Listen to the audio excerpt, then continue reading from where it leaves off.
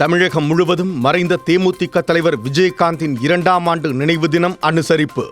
குருபூஜையாக அனுசரித்து தலைவர்கள், தேமுதிக தொண்டர்கள், பொதுமக்கள் மலர் தூவி மரியாதை.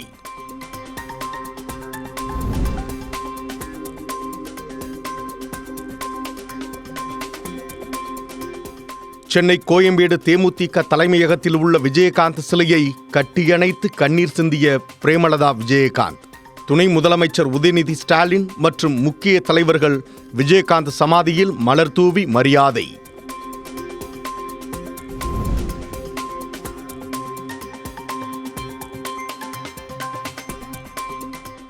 ஏழை மக்கள் மீது பெரும் பரிவு கொண்டு அனைவருக்கும் உதவும் தன் உயர்ந்த உள்ளத்தால் தமிழ் மக்களின் அளவில்லாத அன்பை பெற்றவர் எனதருமை நண்பர் விஜயகாந்த்.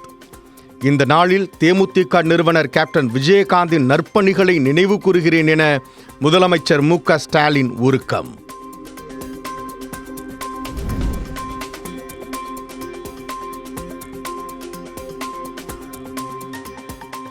மக்கள் மனதில் மதிப்போடும் அன்போடும் வாழ்ந்து கொண்டிருப்பவர் விஜயகாந்த். விஜயகாந்த் சமாதியில் மரியாதை செலுத்திய பின் நாம் தமிழர் கட்சி ஒருங்கிணைப்பாளர் சீமான் பேட்டி.